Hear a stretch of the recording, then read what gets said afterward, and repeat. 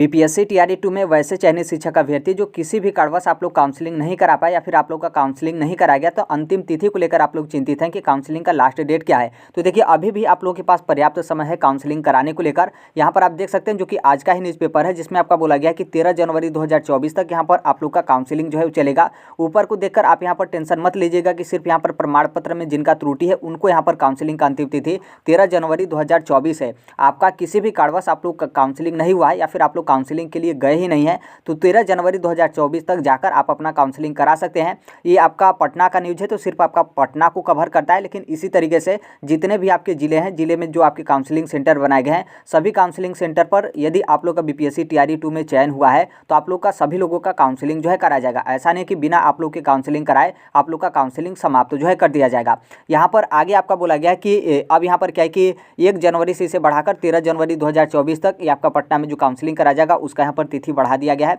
रविवार तक काउंसलिंग का अंतिम तिथि था, लेकिन जिला शिक्षा पदाधिकारी कार्यालय की तरफ से शिक्षकों की यहाँ पर काउंसलिंग की अंतिम तिथि जो है आपकी बढ़ाई गई है, जिसमें यहाँ पर आपका बोला गया कि बीपीएससी टीआरई फर्स्ट में जो सप्लीमेंट्री रिजल्ट है उसमें चयनित शिक्षक अभ्यर्थी और बीपीएससी टीआरई 2 में जो चयनित शिक्षक अभ्यर्थी हैं, आपके प्रमाण पत्र में यहाँ पर त्रुटि को लेकर बोला गया कि आपके प्रमाण पत्र में त्रुटि हो गई हो अथवा यहाँ पर अन्य कारण, यहाँ पर आपका अन्य कारण दिया गया है कि अन्य आपका कोई भी कारण हो जिस कारण के कारण आप लोग यहाँ पर काउंसलिंग नहीं करा पाए हैं, तो ये जो आपका 13 जनवरी 2024 है, तो इस डेट तक आप भाग लेकर आप अपना काउंसलिंग और डॉक्यूमेंट्स वेरिफिकेशन जो है करा सकते हैं। और किसी भी वर्ग के चयनित शिक्षक अभ्यर्थी हो, ऐसा नहीं कि आपका किसी विशेष वर्ग को लेकर बोला गया है, चाहे आपका चयन प्राथमिक में या फिर 6 to 8 या फिर 9 to 10 या फिर 11 to 12 में हुआ हो, आप यहाँ पर जाकर आप अपना काउंसलिंग और डॉक्यूमेंट्स वेरिफिकेशन जो है करा सकते हैं। यहाँ पर पटना के सेंटर को लेकर बोला गया है, 3 जो है आपके पटना में सेंटर बनाए गए हैं। एक है आपका राजकीयकृत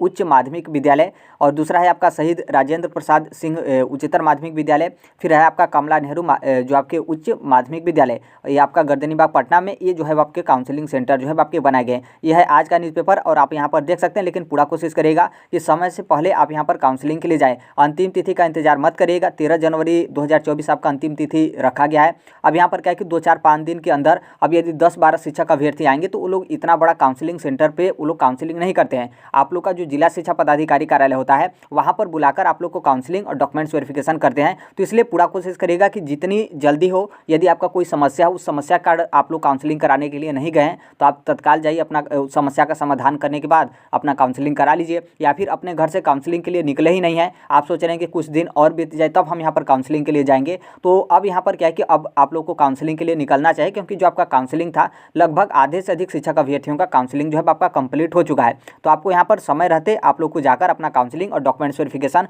जो भी आपका संबंधित जिला होगा वहाँ पे जो आपके काउंसलिंग सेंटर होंगे वहाँ पर जाकर आप लोग को जो है वो करा लेना चाहिए। कोशिश आपका रहना चाहिए कि समय से पहले आप यहाँ पर जाकर अपना काउंसलिंग जो है करा सकते हैं। आप लोग पूछेंगे कि मेरे ज़िले का क्या न्यूज़ है, जैसे आपका कोई और ज़िला है उस ज़िले पर आपका कब तक काउंसलिंग होगा, तो आप इतना ध्यान रखिएगा कि हर एक ज़िले से आपका डाटा नहीं आ सकता है। यदि आता है तो हम आपको जो है वो शेयर कर देते हैं, लेकिन इतना आप ध्यान रखिएगा कि आपका यदि चयन है, आप मेरिट लिस्ट में शामिल हैं, तो आपका बिना काउंसलिंग कराए काउंसलिंग आपका समाप्त नहीं होगा। 2, 4, 5, 10 शिक्षक अभ्यर्थी बचते भी हैं या फिर उनको लगता है कि अब काउंसलिंग जो आपके सेंटर है वहाँ पर बंद कर देना चाहिए, तो उनके तरफ से आपके निर्देश आदेश वगैरह आपको पत्र जारी कर दिए जाते हैं कि जितने भी बचे हुए शिक्षक अभ्यर्थी हैं, जो भी आपको जिला आवंटित किया गया उस जिले में जाकर जो भी आपका जिला शिक्षा पदाधिकारी कार्यालय होगा वहाँ पर जाकर आप लोग काउंसलिंग डॉक्यूमेंट्स वेरिफिकेशन जो है करा सकते हैं। तो इसलिए इस बात को ध्यान रखना, ऐसा नहीं कि आपका बिना काउंसलिंग कराए आपका काउंसलिंग का पूरा प्रक्रिया ही आपका बंद कर दिया जाएगा और आप लोग को शिक्षक भर्ती से बाहर कर दिया जाएगा, ऐसा बिल्कुल नहीं है। यहाँ पर री अपलोड को लेकर तो टीआरई 2 में जितने भी चयनित शिक्षक अभ्यर्थी हैं 3 जनवरी से लेकर 7 जनवरी 2024 तक आप लोग का डॉक्यूमेंट्स री अपलोड आप कर सकते हैं। तो कोशिश करिएगा कि यहाँ पर आज तो आपका हर एक चीज़ बंद होगा। 2 जनवरी यानी कल आप गैजेटेड ऑफिसर से अटेस्टेड करवा के हर एक डॉक्यूमेंट्स अपने पास रख लीजिएगा। जैसे आपका 2 तारीख होगा, 2 तारीख को यहाँ पर 12 बजे के बाद बीपीएससी की तरफ से अपना पोर्टल जो है ओपन कर दिया जाता है, तो आप यहाँ पर उसी टाइम पर अपना डॉक्यूमेंट्स री अपलोड कर दीजिएगा। री अपलोड करने के बाद आपको तुरंत उस पर आपका वाटर मार्क लग जाता है। जैसे आप री अपलोड किए, री अपलोड करने के बाद एक बार रिफ्रेश करिएगा, फिर देखेंगे तो आपका वाटर मार्क लग जाएगा। यदि नहीं भी लगता है तो आप लॉग आउट करके लॉग इन करिएगा, आपका वाटर मार्क लग जाएगा। या फिर उसके बाद भी नहीं लगता है कि तो 1-2 घंटे तक आप वेट कर लीजिएगा। इस तरीके से वाटर मार्क लग जाता है, क्योंकि ये सभी प्रक्रिया उनके सॉफ्टवेयर के माध्यम से होती है कि आप अपना डॉक्यूमेंट्स वहाँ पर अपलोड करेंगे तो आपके डॉक्यूमेंट्स में वाटर मार्क लग ही जाता है, तो इसलिए उतना समय नहीं लगता है। तो आप 2 तारीख को अपना हर एक डॉक्यूमेंट्स अपने पास रख रहेंगे, तो आप 3 तारीख को भी री अपलोड करेंगे तो तुरंत आपका वाटर मार्क लग जाएगा,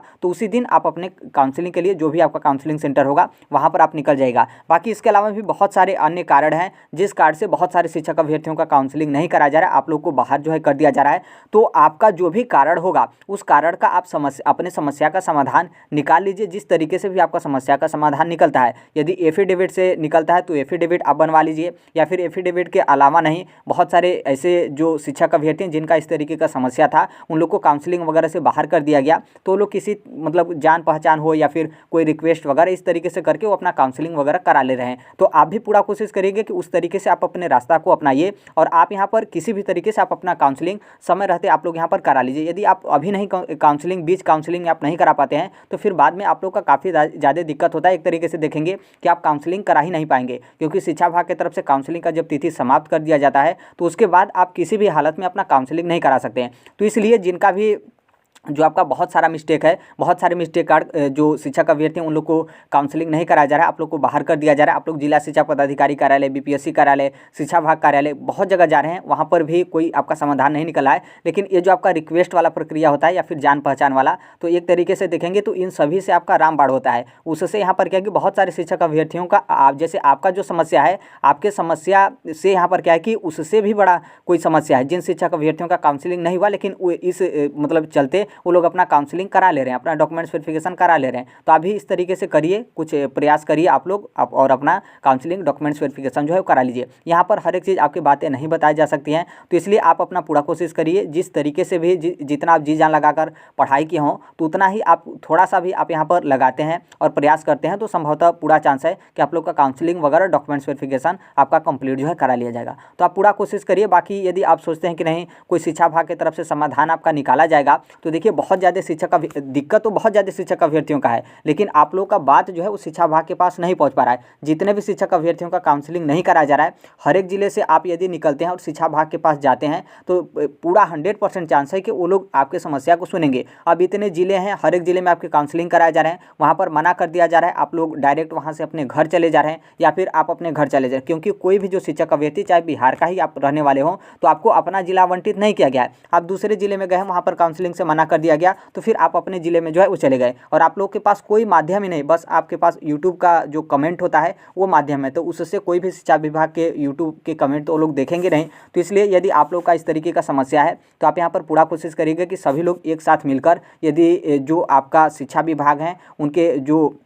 मतलब बिहार एजुकेशन डिपार्टमेंट शिक्षा विभाग है उनके पास आप जाते हैं तो आपका बात सुन लिया जाएगा और आप लोग का जो समस्या वगैरह है उसका समाधान कर दिया जाएगा। क्योंकि एक दो शिक्षक अभ्यर्थियों का नहीं है, बहुत ज़्यादा शिक्षक अभ्यर्थियों का है, लेकिन सबसे ज़्यादा रिक्वेस्ट वाला है। यदि आप रिक्वेस्ट करके आप अपना काउंसलिंग करा ले रहे हैं तो उससे आपका कोई दिक्कत नहीं होगा और आप लोग का काउंसलिंग वगैरह डॉक्यूमेंट्स वेरिफिकेशन वगैरह कंप्लीट जो है करा लिया जाएगा। तो अभी के लिए यही अपडेट है। बाकी जैसे भी जो कोई भी अपडेट होगा, इन्फॉर्मेशन होगा, हर एक चीज़ हम इस platform right to education Sonbhadra पे शेयर जो है कर देंगे। और अभी तक इस चैनल को आप सब्सक्राइब नहीं किए हैं, सब्सक्राइब करते हुए बेल आइकन को प्रेस जो है जरूर कर लीजिएगा। मिलते हैं अगले नेक्स्ट वीडियो में, तब तक के लिए thank you, bye bye, take care, all the best. Thank you for listening, God bless you all, thank you.